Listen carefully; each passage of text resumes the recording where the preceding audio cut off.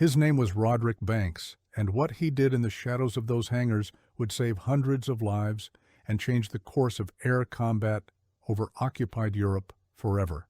Before we dive deeper into this remarkable story, if you're fascinated by these untold tales of World War II innovation and courage, make sure to hit that like button and subscribe to the channel. Your support helps us bring these forgotten heroes back into the light. And drop a comment below.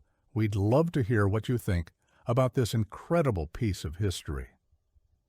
The de Havilland Mosquito was already a legend before Rod Banks ever touched a wrench. When it first took to the skies in 1940, it defied every conventional wisdom about bomber design. At a time when the Air Ministry demanded heavy armor, massive defensive gun turrets, and large crews, Geoffrey de Havilland proposed something radical. A bomber made almost entirely of wood, carrying no defensive armament whatsoever, relying solely on speed to survive. The concept was so unconventional that many senior officers openly mocked it. They called it a death trap, a timber coffin, a foolish gamble that would get crews eliminated needlessly. But de Havilland understood something the brass didn't. Speed wasn't just a defensive measure, it was the ultimate weapon. If you could fly faster than enemy fighters, you didn't need guns. You didn't need armor. You just needed to be untouchable. And for a while, the Mosquito was exactly that. Powered by two Rolls-Royce Merlin engines, the same power plants that drove the legendary Spitfire, the Mosquito could reach speeds that left Luftwaffe pilots shaking their heads in disbelief. Early models were clocked at over 390 miles per hour, making them faster than virtually every German fighter in service at the time. They slipped through enemy airspace like ghosts, striking targets with precision and vanishing before interceptors could even scramble. But war is a race with no finish line. By late 1942, the Germans had begun deploying newer, more capable fighters. The Focke-Wulf 190 and upgraded variants of the Messerschmitt 109 were closing the speed gap. Mosquito pilots, who had once flown with near impunity, began reporting increasingly close calls. Interceptions that should have been impossible were happening with alarming regularity. Crews returning from deep penetration raids over France, Belgium, and the Netherlands brought back troubling accounts. They described being caught during their bomb runs, chased through valleys, forced into evasive maneuvers that ate up precious fuel and exposed them to anti-aircraft fire they'd normally avoid by staying fast and high. Some didn't make it back at all. The Wooden Wonder was still fast, but it wasn't fast enough anymore. At RAF Marham, a sprawling air base in Norfolk that served as home to several Mosquito squadrons, the mood among pilots grew tense. They trusted their aircraft, but they also understood the mathematics of survival. Every mile per hour mattered, every second counted, and they were losing both. It was here, amid the smell of aviation fuel and hydraulic fluid, that Roderick Banks worked. He wasn't a designer or a commissioned officer. He was a sergeant, a fitter, one of hundreds of mechanics responsible for keeping the RAF's fleet airworthy. His job was maintenance, not innovation. He was supposed to follow the technical manuals to the letter, perform inspections according to schedule, and never ever deviate from approved procedures. But Banks was different. He had an engineer's mind trapped in a mechanic's uniform. He read everything he could get his hands on: maintenance manuals, engine schematics, thermodynamic tables, fuel mixture charts. While other fitters saw the Merlin engine as a complex machine to be maintained, Banks saw it as a puzzle to be understood. And he listened to the pilots. When they came back from missions exhausted and shaken, Banks would ask questions, not the perfunctory ones about oil pressure or coolant temperature, but real questions about performance, about moments when they needed more power and couldn't get it, about the frustrating gap between what the Mosquito could do and what it was allowed to do, because that was the heart of the problem. The Merlin engine was capable of far more than it was being asked to deliver. Rolls-Royce had designed it to handle extremely high boost pressures, the amount of air and fuel mixture forced into the cylinders under supercharger compression. But the Air Ministry had imposed strict operational limits. The official settings were conservative, designed to maximize engine lifespan and minimize mechanical failures. On paper, this made perfect sense. Engines were expensive, production capacity was limited, and the last thing the RAF needed was aircraft grounded due to preventable engine damage. But Banks saw the other side of that equation. What good was a long-lasting engine if the pilot didn't survive long enough to benefit from it? He began experimenting after hours, working alone in the dimly lit workshops when the day shift had gone to sleep. Using aircraft designated for maintenance cycles, he would carefully adjust the boost control system, the mechanical assembly that regulated how much pressure the supercharger could generate. The modifications were small, measured, precise. He wasn't recklessly pushing engines to destruction. He was methodically testing their true limits. Banks monitored everything: fuel flow rates, cylinder head temperatures, exhaust gas temperatures, signs of detonation or pre-ignition that would indicate dangerous conditions. He kept meticulous notes, recording every change and every result, building an empirical database that no official manual contained. The results were extraordinary. With boost pressure increased beyond the approved settings, the Merlin engines produced significantly more horsepower. The Mosquito gained an estimated 25 to 30 miles per hour in top speed, a massive improvement that restored its margin of superiority over German fighters. Climb rate improved, acceleration improved. The aircraft that emerged from Banks's unauthorized modifications was still a Mosquito, but it was a Mosquito unleashed. Of course, what he was doing was completely illegal by military standards. Unauthorized modifications to combat aircraft were a court-martial offense. The manuals existed for a reason, and mechanics who ignored them could face severe punishment, especially if their tinkering led to catastrophic failure. Banks knew the risks. He knew that if an engine failed due to his modifications, he wouldn't just lose his stripes, he'd likely face prison. But he also knew that pilots were facing elimination because their aircraft couldn't outrun the enemy anymore, and that was a risk he couldn't accept. The first pilot to fly one of Banks's modified Mosquitoes reported the difference immediately. The aircraft felt livelier, more responsive. The engines sang at a higher pitch, and when he pushed the throttles forward during a practice interception drill, the Mosquito leapt ahead with an urgency he'd never felt before. He came back grinning, demanding to know what Banks had done to his plane. Word spread quietly through the squadron. Crews began making casual requests, asking if their aircraft might be able to pass through Banks's maintenance bay before their next mission. There were no official work orders, no paperwork trail, just quiet understandings between men who trusted each other with their lives. Banks became an open secret. Officially, he was just another mechanic performing routine maintenance. Unofficially, he was running an underground performance shop, tuning engines to specifications that didn't exist in any manual. Other mechanics watched him work, learned his techniques, began applying them to their own aircraft. A shadow network of modified Mosquitoes spread through RAF Bomber Command, each one carrying the fingerprints of a sergeant who'd decided that survival mattered more than regulations. The proof came in combat. Mosquito squadrons flying aircraft with Banks's modifications reported dramatically different experiences than their counterparts flying stock configurations. When Focke-Wulf 190s attempted interceptions, the modified Mosquitoes simply accelerated away, opening gaps that made pursuit futile. Pilots who'd previously had to rely on desperate low-level flying and evasive maneuvers now had the option to simply outrun danger. Mission success rates improved, loss rates declined, and in the brutal arithmetic of strategic bombing, those numbers represented human lives.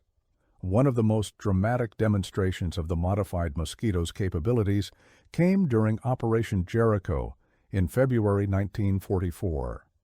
This was one of the most daring and precise raids of the entire war, an attempt to breach the walls of Amiens prison in occupied France to allow resistance fighters and political prisoners to escape before they could be executed by the Gestapo. The operation required pinpoint accuracy. The mosquitoes had to hit specific sections of the prison walls while avoiding the cell blocks where prisoners were held. They would be flying at extremely low altitude in broad daylight over heavily defended territory. German fighters and anti-aircraft batteries would have every opportunity to engage them. Speed would be their only defense. The mosquito crews assigned to Operation Jericho were flying aircraft that had passed through Banks's hands. When they roared across the French countryside at treetop level, pushing their engines to maximum output, those extra miles per hour made all the difference. German fighters scrambled to intercept, but by the time they reached the area, the mosquitoes were already gone, racing back across the channel at speeds the Luftwaffe couldn't match. The prison walls were breached, hundreds of prisoners escaped, and every single mosquito returned safely to base. The pilots knew what had saved them. It wasn't just skill or luck. It was the work of a mechanic who had given them the speed they needed to survive. But Banks's modifications remained unofficial. The RAF's bureaucracy moved slowly, and unauthorized changes to aircraft, no matter how successful, were still violations of protocol.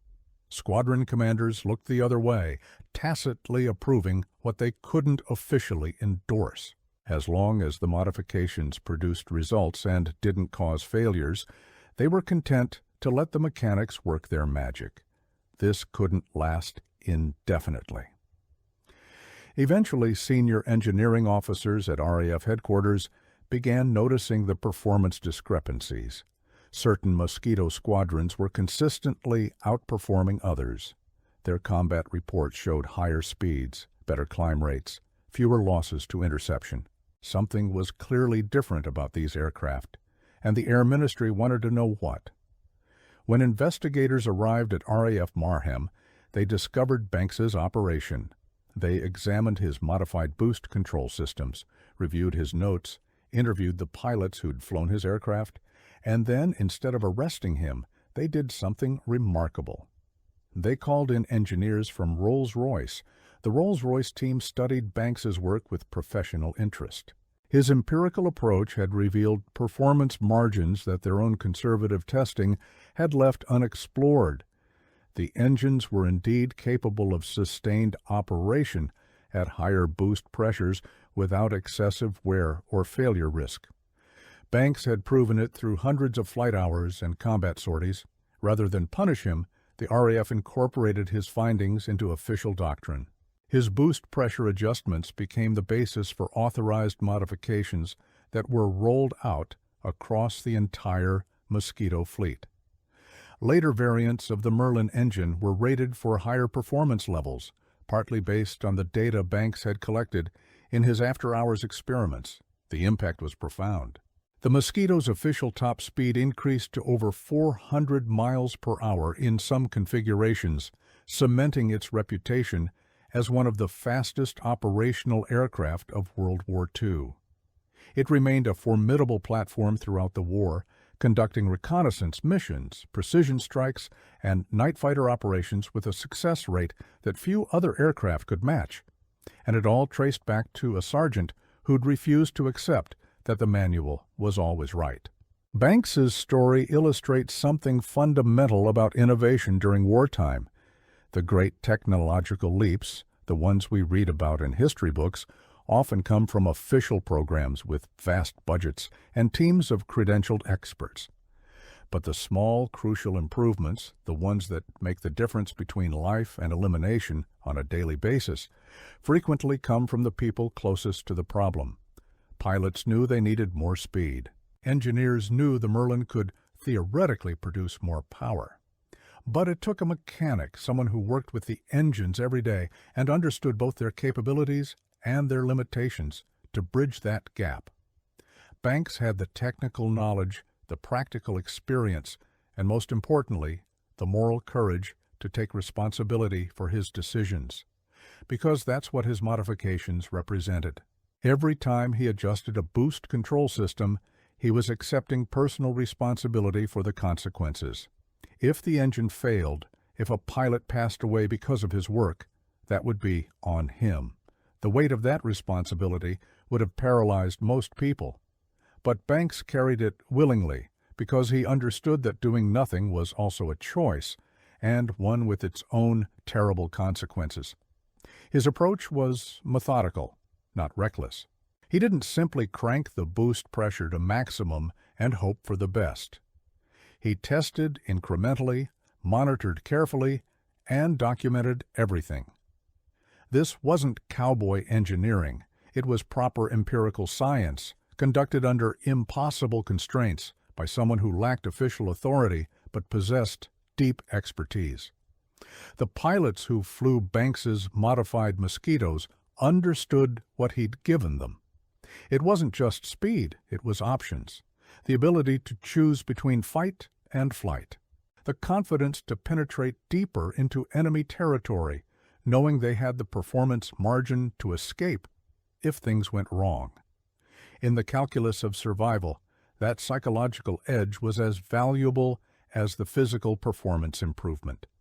How many lives did Roderick Banks save? It's impossible to calculate precisely. We know that squadrons flying his modified aircraft had lower loss rates. We know that operations like Jericho succeeded partly because the Mosquitoes had the speed to escape interception. We can look at the statistics and make educated guesses. Hundreds of pilots certainly benefited, perhaps more. But the deeper legacy isn't numerical. It's the demonstration that rigid adherence to official procedures isn't always the path to success. Sometimes the people on the ground, the ones dealing with reality rather than policy, can see solutions that the bureaucracy cannot. And when those people have the courage to act on their insights, despite the personal risks, extraordinary things become possible. The Mosquito itself was a product of this kind of thinking. De Havilland's wooden bomber was rejected by conventional wisdom before it proved the skeptics wrong. Banks's modifications were an extension of that same spirit of innovation, taking an already revolutionary aircraft and pushing it further than anyone thought safe. After the war, Banks continued working in aviation, though he never achieved fame or public recognition. His contributions were acknowledged informally by those who knew, but the nature of his wartime work, the fact that it had begun as unauthorized experimentation, meant that official credit was limited. He was content with that. Like many veterans of his generation, he didn't seek glory. He'd done what needed doing, and that was enough. But among the community of Mosquito pilots and crews, his name carried weight. They knew. They remembered the sergeant who'd given them the extra speed that brought them home. In pilot-ready rooms and at reunion gatherings, when old men traded stories about close calls and impossible missions, Banks's name would surface, always with respect, often with gratitude. The Mosquito itself went on to become one of the most versatile and successful aircraft of the war. It served in nearly every theater of operation, adapted to dozens of different roles.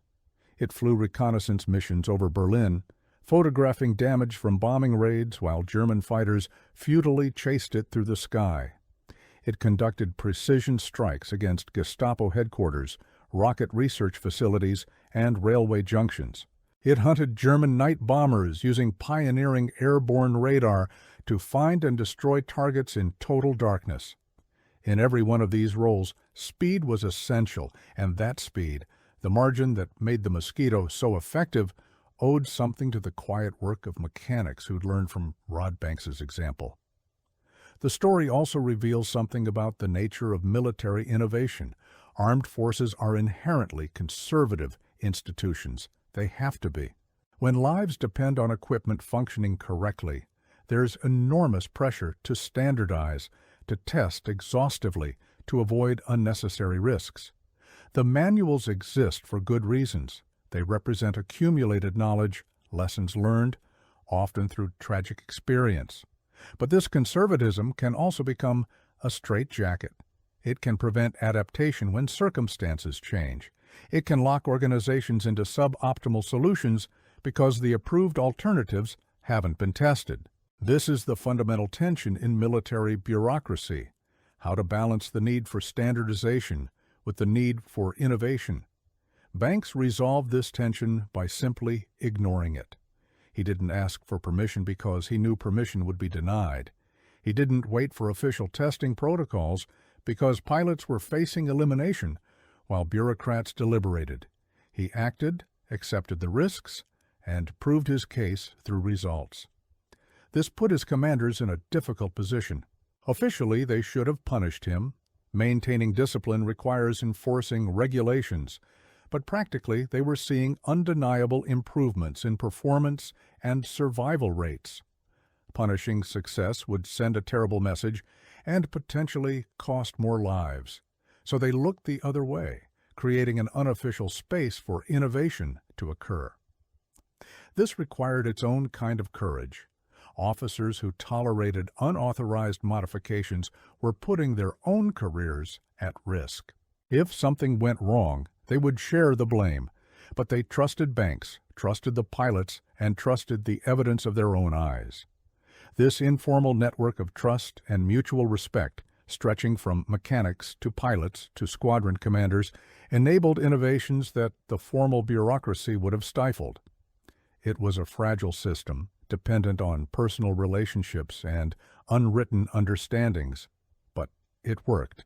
Eventually, when the performance improvements became too obvious to ignore, the system adapted. The RAF incorporated Banks's findings into official doctrine, legitimizing what had begun as rule-breaking. This is how institutions learn, not always through formal research programs, but sometimes through the unauthorized experiments of people who care more about solving problems than following procedures. The Rolls-Royce engineers who studied Banks's work could have been defensive. He was, after all, a mechanic with no formal engineering degree, modifying engines that represented the pinnacle of their company's technical achievement. They could have dismissed his findings as luck or as dangerous shortcuts. Instead, they recognized valuable empirical data when they saw it.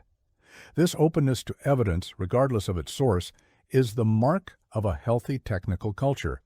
The engineers cared more about understanding the truth than protecting their professional pride. They studied Banks's notes, replicated his tests under controlled conditions, and validated his conclusions. Then they used that knowledge to improve future engine designs. This is how progress actually happens. Not through lone geniuses working in isolation, but through complex interactions between practitioners and theorists, between field experience and laboratory science, between the people who use technology and the people who design it. Banks provided field data that the Rolls-Royce engineers couldn't have obtained otherwise. They provided theoretical understanding that helped explain why his modifications worked. Together, they pushed the Merlin engine to new levels of performance, making the Mosquito and other aircraft more effective in combat. The human element in all of this cannot be overstated. Banks wasn't motivated by career advancement or recognition. He was motivated by the knowledge that real people, men he knew personally, were risking their lives in aircraft that weren't performing at their full potential. That moral imperative drove him to take risks that more cautious people would have avoided.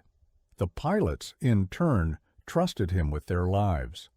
They flew aircraft modified in ways that weren't officially approved, knowing that if something went wrong, they might not have time to regret the decision. That trust was earned through Banks's demonstrated competence and his obvious commitment to their safety. This network of trust, built on personal relationships and proven through shared danger, was stronger than any formal organization chart could represent. It allowed information to flow efficiently, problems to be identified quickly, and solutions to be implemented without bureaucratic delay. In the broader context of World War II, Banks's contribution was small. He didn't design new weapons or develop revolutionary tactics. He didn't command forces or shape strategy. He just made engines run a little faster, gave aircraft a bit more speed. But in war, small advantages compound. That extra 30 miles per hour meant the difference between interception and escape. Escape meant survival. Survival meant pilots who could fly another mission, accumulate experience, mentor new crews. It meant aircraft that returned to base instead of being written off as losses. It meant missions that succeeded instead of failed. Multiply those small differences across hundreds of sorties, and the cumulative effect becomes significant. Banks's work saved individual lives in individual moments, but those moments added up to something larger. They contributed to air superiority, to successful operations, to the eventual Allied victory. And he did it all with hand tools and borrowed parts, working after hours in dimly lit hangars without recognition or reward. This is the reality of war, the unsexy truth behind the heroic narratives. Victory doesn't come only from grand gestures and dramatic battles. It comes from the accumulated efforts of countless individuals, most of whom history will never remember, doing difficult work under impossible conditions because someone has to. Roderick Banks was one of those individuals, a sergeant mechanic who saw a problem, devised a solution, and had the courage to implement it despite the risks. His story deserves to be remembered, not because it's unique, but because it's representative of thousands of similar stories, small acts of competence and courage that collectively made the difference between victory and defeat. The Mosquito, that remarkable wooden aircraft that defied conventional wisdom from its inception, was the perfect platform for Banks's innovation. Both represented the same philosophy, that clever engineering and bold execution could overcome material limitations. The aircraft was built from wood because Britain needed to conserve aluminum. Banks hot-rodded its engines because pilots needed every possible advantage. Together, the Mosquito and Banks's modifications became more than the sum of their parts. They became a symbol of innovation, adaptability, and the power of human ingenuity in the face of overwhelming challenges. When the war ended and the Mosquito was gradually retired from service, many of the aircraft that had served so effectively were simply scrapped or abandoned. The wooden construction that had been an advantage during wartime, when metal was precious, became a liability in peacetime. Wood deteriorates, requires constant maintenance, and can't be preserved as easily as metal. Today, only a handful of airworthy Mosquitoes remain, precious artifacts carefully maintained by museums and preservation societies. When they fly at air shows, roaring through the sky with their distinctive Merlin engine sound, they carry with them the legacy of everyone who built them, maintained them, and flew them into combat, including a sergeant mechanic who understood that manuals were guidelines, not gospel, and that sometimes saving lives required breaking rules. Banks's story has been largely forgotten by mainstream history. You won't find his name in most accounts of World War II aviation. He didn't receive major medals or public honors. But among those who know the details, among historians who study the technical evolution of combat aircraft, among the descendants of pilots who flew modified Mosquitoes and lived to come home, his contribution is recognized. This is perhaps fitting. Banks didn't work for recognition. He worked because it was necessary. The truest heroes often do. In examining his story, we're reminded that technological progress isn't inevitable or automatic. It requires people willing to question assumptions, test limits, and take responsibility for their decisions. It requires organizations flexible enough to tolerate productive rule-breaking, and leaders wise enough to recognize success even when it comes through unauthorized channels. Most importantly, it requires individuals who care more about solving problems than avoiding blame, more about effectiveness than compliance. Roderick Banks was such an individual. His heretical engine tweaks saved hundreds of lives, not through luck or accident, but through competent engineering and moral courage. The Mosquito's speed, enhanced by Banks's modifications, gave Allied pilots the edge they needed in some of the most dangerous skies of World War II. That edge was measured in miles per hour, but its value was measured in lives saved, missions accomplished, and a war brought closer to its end. And it all started with one mechanic, working alone in the darkness, convinced that he could make a difference. He was right. In the cold, damp air of an English airfield in the winter of 1943, beneath the skeletal wings of wooden bombers, a quiet revolution was taking shape. Not in the drawing rooms of politicians, nor in the sterile laboratories of aeronautical engineers, but in the grease-stained hands of a single RAF ground mechanic who dared to question everything he'd been told.